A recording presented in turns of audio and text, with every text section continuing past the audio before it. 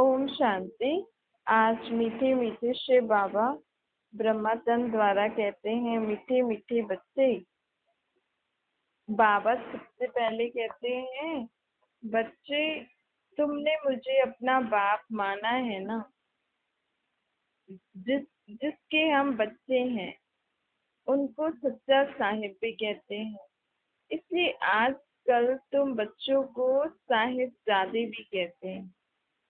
सच के ऊपर एक पौड़ी भी है, सच खाना सच पहनना। अर्थात परमात्मा की याद में परमात्मा को अपना तन मन धन बुद्धि से अर्पित करके परमात्मा की मत पर चलकर सब चीज खरीदना, खाना और पहनना। भले यह मनुष्य की बनाई हुई है, परंतु यह इसका सच्चा अर्थ बाप समझाते हैं कि सच खाना सच पहनना अर्थात परमात्मा की याद में रहकर परमात्मा की राह पर चलकर सब कुछ करना। बच्चे जानते हैं ऊंच से ऊंच बाप ही है, जिसकी बहुत महिमा है, जिसको रचयिता भी कहते हैं। पहले पहले है बच्चों की रचना। बाप के बच्चे हैं ना, सभी आत्माएं बाप के साथ रहती हैं। कहाँ? परम धाम में। उनको कहा जाता है बाप का घर, स्वीट होम। यह कोई होम थोड़ी है जहाँ पे हम पाठ बजा रहे हैं। बच्चों को मालूम है वही हम आत्माओं का स्वीटेस्ट घर है, जहाँ हम अपने स्वीटेस्ट बाप के साथ बहुत शांति में रहते हैं। उसको कहा जाता है बाप का घर, स्वीट होम शांति धाम। फिर सत्युग भी स्वीट होम है, क्योंकि वहाँ हर एक घर में शांति रहती है। यहाँ घर में लौकिक माँ बाप के पास भी अशांति है तो दुनिया में भी अशांति है। वहाँ सत्युग में तो घर में भी शांति, तो सारी दुनिया में शांति ही रहती है। सत्युग को कोई नई दुनिया थोड़ी कहेंगे, सत्युग को नई दुनिया कहा जाता है। अभी कलयुग को कोई नई दुनिया थोड़ी कहते हैं। सत्युग को नई छोटी दुनिया कहेंगे। यह पुरानी कितनी बड़ी दुनिया है ना। सत्युग में सुख शांति होती है, कोई हंगामे की बात नहीं, क्योंकि बेहद के बाप से शांति का वर्षा मिला हुआ है ना। गुरु गोसाई आशीर्वाद देते हैं, पुत्रवान भव आयुष्मान भव। यह कोई नई आशीर्वाद नहीं देते। बाप से तो ऑटोमेटिकली हमें वर्षा मिलता है। पापा कहते हैं मुझे कोई आशीर्वाद करने की दरकार नहीं है। तुम जितना मुझे याद करोगे उतना तुम्हारी आयु बढ़ जाएगी। अब बाप ने तुम बच्चों को स्मृति दिलाई ना, जिस पारलौकिक बाप को भक्ति मार्ग में सभी धर्म वाले याद करते हैं जब दुख की दुनिया होती है। यह है पतित पुरानी दुनिया। नई दुनिया में सुख होता है, अशांति का नाम नहीं है। अभी तुम बच्चों को तो पवित्र गुणवान बनना है ना, नहीं तो बहुत सजाएं खानी पड़ेगी। बाप के साथ साथ कौन है? धर्मराज, हिसाब किताब चुकतू कराने वाला है ना। ट्रिब्यूनल बैठती है, पापों की सजा तो जरूर मिलेगी। तो जो अच्छी रीति मेहनत करते हैं, बाप को याद करके अपना पूरा पोता मेल देते हैं, कोई गलती नहीं करते, हो भी जाती तो पापा को बता देते हैं और बाप को याद करते रहते हैं, वह थोड़ी सजाएं खाएंगे। पाप की सजा मिलती है, जिसको कर्म भोग भी कहा जाता है। ये तो रावण का पराया राज्य है ना, इसमें अपार दुख है। राम राज्य में अपार सुख होगी। तुम समझाते तो बहुतों को हो, फिर भी झट समझ जाए। कोई तो झट समझ जाते हैं, कोई देरी से समझते हैं। कम जो समझते हैं ना, तो समझना चाहिए इसने भक्ति देरी से की है। जिसने द्वापर से भक्ति की होगी वह ज्ञान को भी जल्दी समझ लेंगे, क्योंकि उनको ही सत्युग में आगे आना है ना। तुम जानते हो हम आत्माएं स्वीट होम से यहाँ इस सृष्टि पर क्यों आए हैं? खेल खेल में। साइलेंस वर्ल्ड होता है निराकारी दुनिया, फिर आकारी दुनिया में मूवी, अर्थात बिना आवाज के हम एक दूसरे से बात करते हैं। फिर ये है टॉकी वर्ल्ड, बच्चे जानते हैं कि अब ये ज्ञान मार्ग है। मुख्य बात है बाप अपने को आत्मा समझ बाप को याद करना है, बस और कोई बात नहीं है। बाप निराकार, बच्चे भी यानी आत्मा भी इस शरीर में कौन है? निराकार है ना। तो जब तक निराकार नहीं समझेंगे तो निराकार बाप को कैसे याद करेंगे? और कोई बात ही नहीं है। कितनी सहज बात है ना। आत्मा का लव तो एक परम पिता परमात्मा के साथ ही है। शरीर तो इस समय सभी के पतित रोग ही है, क्योंकि विकार से पैदा है ना। तो पतित शरीर से क्या लाभ रखें? आत्मा बल पावन बन जाती है, परंतु शरीर तो पतित है ना।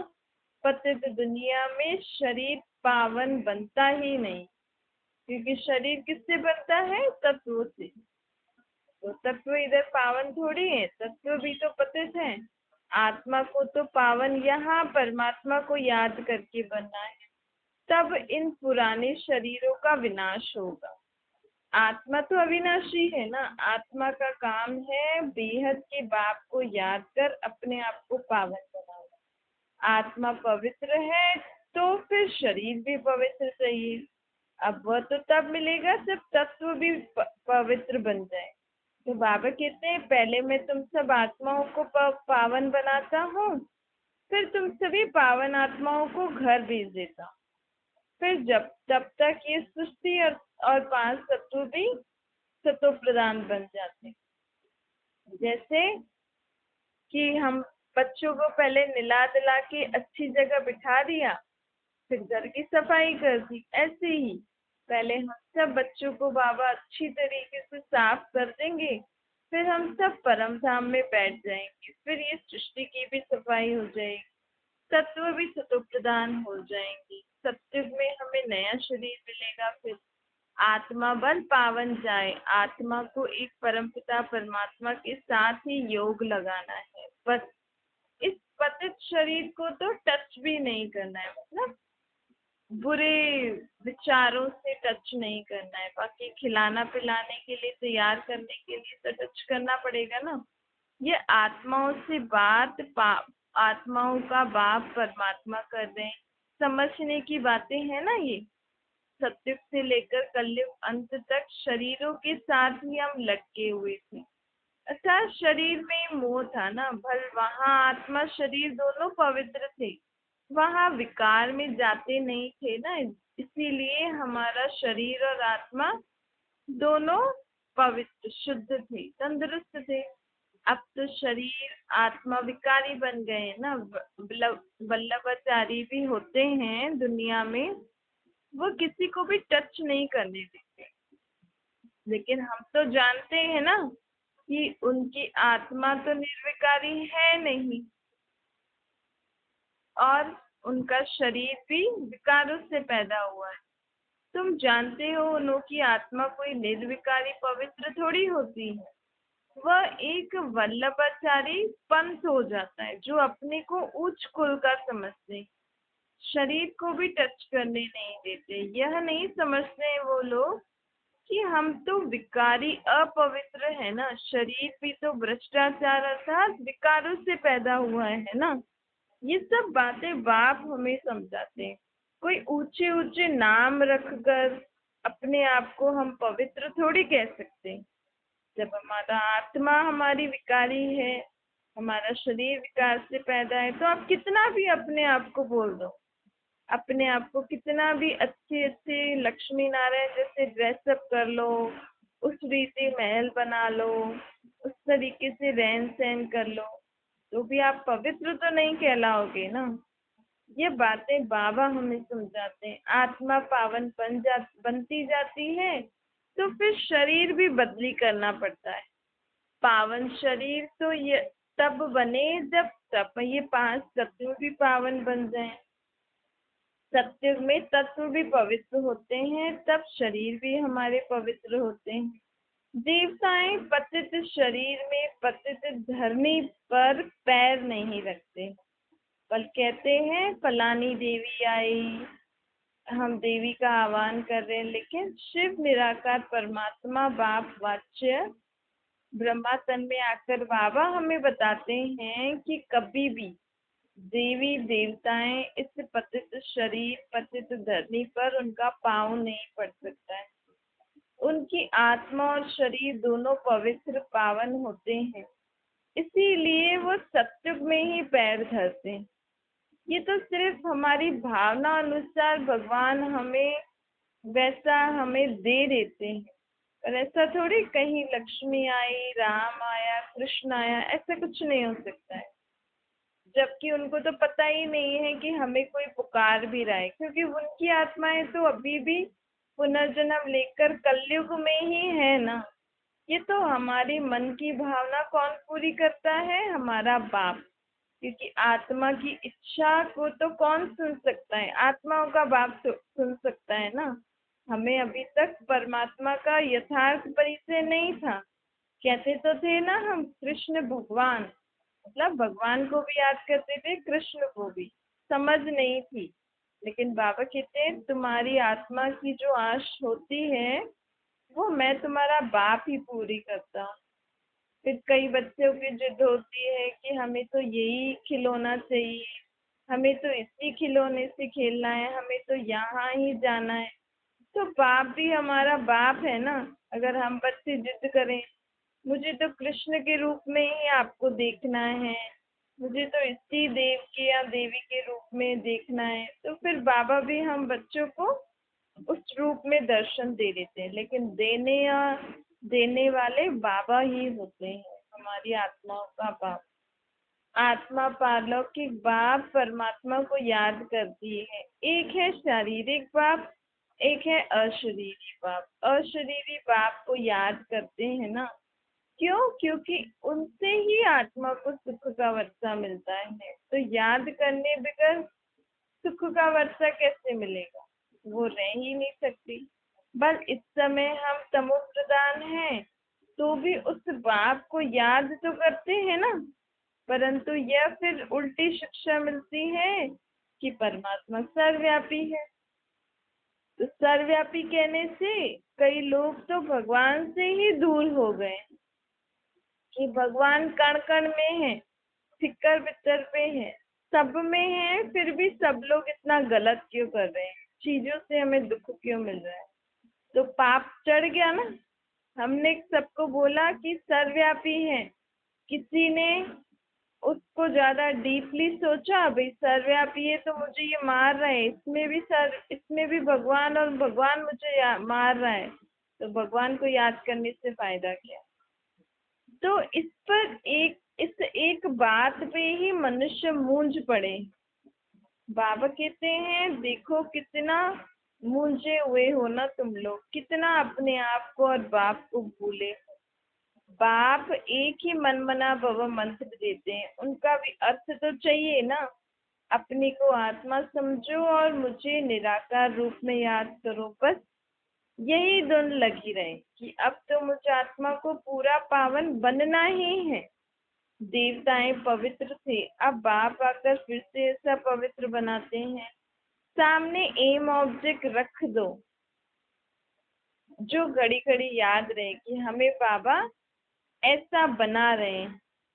जो मूर्ति बनाने वाले होते हैं ना, तो मनुष्य की सूरत देख झट उनका बुत बना देते हैं मूर्ति। जैसे कि वह जीता जागता सामने बैठा है, वह तो जड़ मूर्ति हो जाती है। या तो बाबा हमको चैतन्य में ऐसे बना रहे हैं। इसका यथार्थ भाव है कि हम भी उनको देखते देखते स्वयं को ऐसा चैतन्य में महसूस करें कि हम भी ऐसे बन रहे हैं। बाबा कहते हैं कैसे बनेंगे? बाप को याद करके, बाप की पढ़ाई पढ़ के और पवित्र बन के। मनुष्य से देवता तुम इस पढ़ाई और प्योरिटी से बनेगी। ये स्कूल है ही मनुष्य से देवता बनने का। तो जब हम ये घड़ी घड़ी याद करेंगे कि हम भी स्कूल में पढ़ते हैं, हमारी भी स्टडीज है, तो स्टडी को रिवाइज करना याद आएगा ना, और स्टडी कराने वाला भी याद आएगा। इस रीति भी हम बाबा को याद कर सकते हैं। बाबा को याद करने के बहुत तरीके हैं। आप हर आधे एक घंटे में अलग अलग रीति से बाबा को याद कर सकते हो। कभी बाबा को टीचर समझ के याद कर सकते हो कि आज हमें बाबा टीचर ने क्या क्या पढ़ाया। कभी बाप को बाप के संबंध से याद कर सकते हो, कभी सतगुरु के संबंध से, कभी बच्चे के संबंध से, कभी परमात्मा ने हमें क्या क्या ज्ञान दिया है, कौन कौन सी नई नई बातें सुनाई।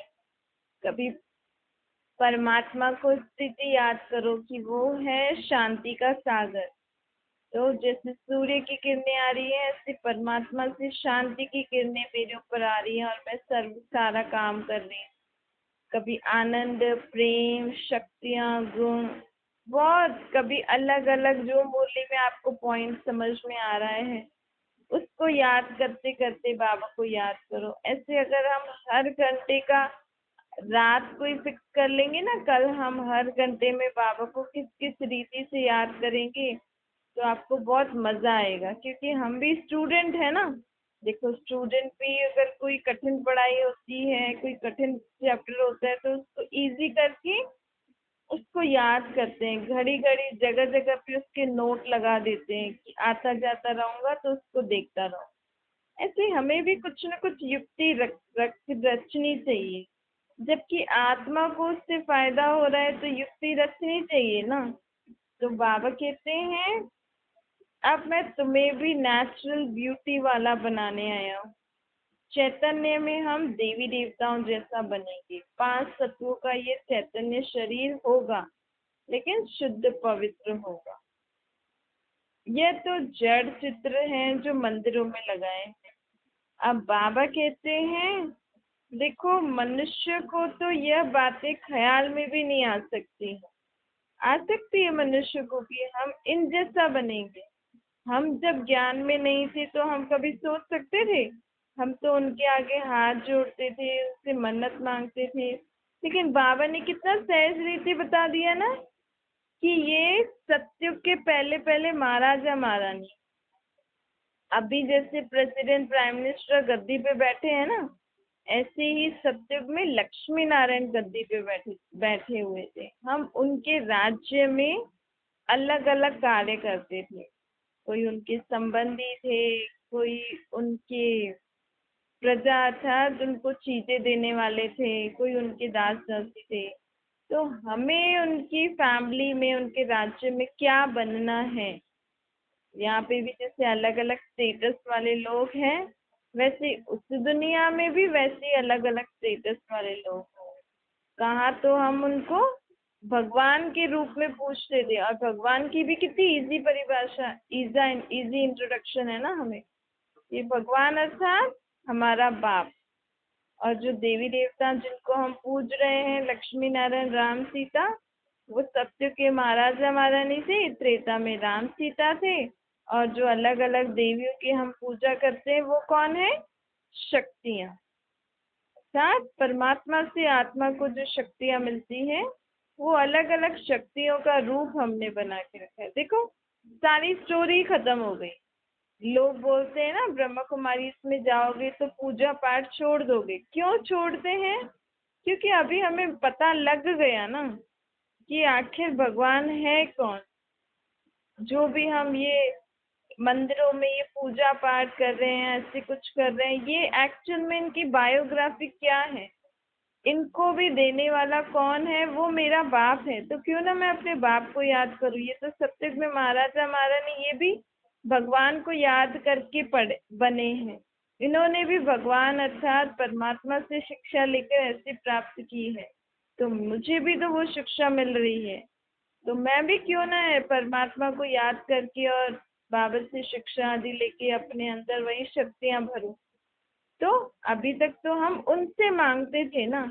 अभी डायरेक्ट जिन्होंने उनको दिया है और जो वो शक्तियां देते हैं, उनके अलग अलग हमने रूप बना के रखे, तो क्यों ना हम उनको डायरेक्ट याद करके अपने अंदर वही शक्तियां भरें।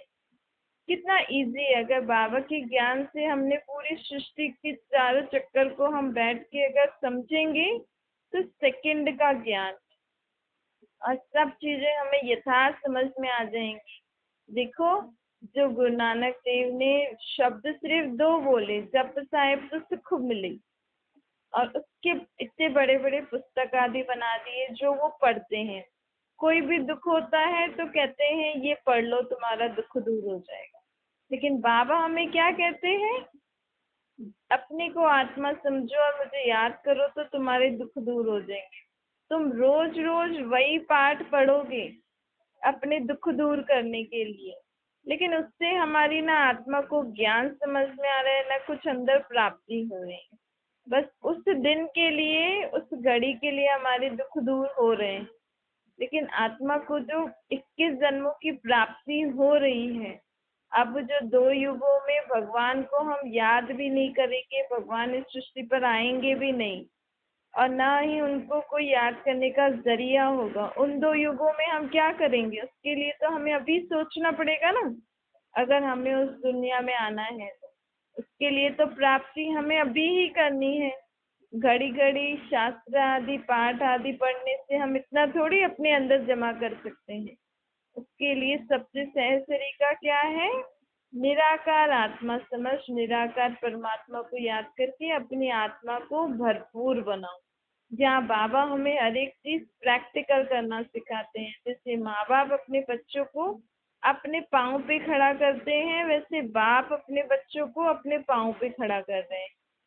रोज रोज घड़ी घड़ी भगवान को याद करना और उनसे मांगना।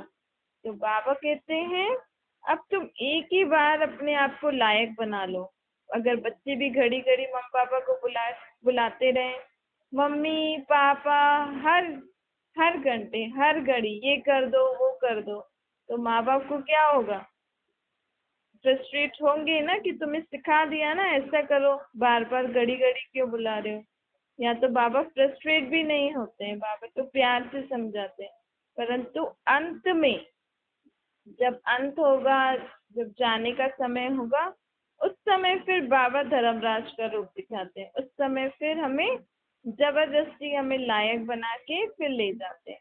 फिर जितना आत्मा ने प्राप्ति करी, अगर आत्मा सत्य त्रेता में आने के लायक बन जाएगी तो सत्य त्रेता में आएगी, नहीं तो फिर द्वापर विकारी दुनिया में आएगी। तो ऐसा बाप हम आत्माओं को भी लायक बनाने आए हैं। कितना प्यार से रोज रोज हमें समझाते हैं ना।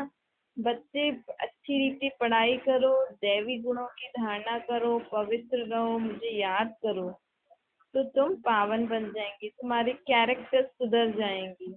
अपने कैरेक्टर्स को भी हमें जांचना है ना। हमारे कैरेक्टर्स बिगड़े हैं तभी तो हम पतित बने हैं। अब फिर से अपने कैरेक्टर्स को सुधारो, तो हम फिर से क्या बन जाएंगे? पावन बन जाएंगे और सत्य की नई दुनिया में जाने के लायक बन जाएंगे। और क्रिमिनल आंखें, बाबा कहते हैं कैरेक्टर्स में भी सबसे ज्यादा अटेंशन किस पे देना है? अपनी आंखों पे। हमारी आंखें ही सारी कर्मेंद्रियों में मुख्य होती हैं। आंखें ही देखती हैं तो मन में विचार चलता है। कानों में भी बातें जाती हैं, उससे विचार चलता है, लेकिन उससे भी ज्यादा कौन होती है? आंखें। तो बाबा कहते हैं आंखों से, आंखों की बहुत संभाल करना है। अब इन 2 आंखों से हमें चीजों को नहीं देखना है। हमारी तीसरी आंख आत्मिक स्वरूप में टिक कर इन आंखों से देखना है, मुंह से बोलना है, कानों से सुनना है, हर कर्म करना है। अच्छा, मीठे मीठे चुटकी लगे बच्चों प्रति माता पिता बाप दादा का याद प्यार और गुड मॉर्निंग। रूहानी बाप की हम सभी रूहानी बच्चों को नमस्ते। हमारी भी रूहानी माता पिता बाप दादा को याद प्यार, गुड मॉर्निंग और नमस्ते। वरदान है व्यर्थ संकल्पों के कारण को जानकर उन्हें समाप्त करने वाले समाधान स्वरूप बनो। व्यर्थ संकल्प उत्पन्न होने के मुख्य 2 कारण, एक तो अभिमान, दूसरा अपमान। मेरे को कम क्यों, मेरा भी ये पद होना चाहिए, मेरे को भी आगे करना चाहिए। तो इसमें या तो अपना अपना अपमान समझते हो, या फिर अभिमान में आ जाते हो। नाम में, मान में, शान में, आगे आने में, सेवा में अभिमान या अपमान की महसूस आना ही व्यर्थ संकल्पों का कारण। इसी कारण को जान अब निवारण करो, निवारण करना ही समाधान स्वरूप है। तो अभिमान और अपमान को खत्म करो। अभिमान को कैसे करेंगे? मैं की जगह तेरा तेरा कर दो। अभिमान और अपमान को खत्म करने का सही तरीका है क्या है? मेरे को तेरा कर दो। तो फिर हमें कभी भी किसी चीज में न अभिमान आएगा, न कोई अपमान की फीलिंग आएगी, क्योंकि हमारा सब कुछ है ही परमात्मा का। ये तन मन धन बुद्धि से हमें संकल्प करना है कि मैं तो एक निराकार आत्मा हूं ना।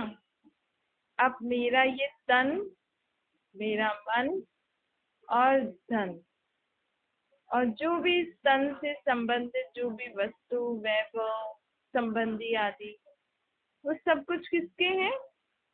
बाबा के हैं। तो हमें कभी भी कोई भी बात में अपमान और अभिमान की फीलिंग नहीं आएगी। इसको हम जितना एकांत में विचार करेंगे कि हमें किस किस बात पे अभिमान आता है, पहले तो हमें जानना है कि हमें अभिमान कहाँ कहाँ आता है, कैसे आता है। अभिमान भी बहुत गुप्त होता है, हमें समझता है कि हमें नहीं आता है, हमें तो कुछ फर्क नहीं पड़ता, जिसको जो बोलना चाहे बोले। लेकिन मन में अगर हमारे विचार आ रहे हैं, वो बात कहीं भी हमारे मन में है, मतलब हमें कहीं ना कहीं अपमान हुआ है, तो इन सारी बातों को ही हमें जांचना है और उनको ही खत्म करना है। स्लोगन है, साइलेंस की शक्ति द्वारा स्वीट होम की यात्रा करना बहुत सहज है। साइलेंस की शक्ति अर्थात अपने आप को करने के बाद सुबह को शाम को जब भी आपको समय मिल रहा है, उस समय आपको कुछ भी याद नहीं होना चाहिए।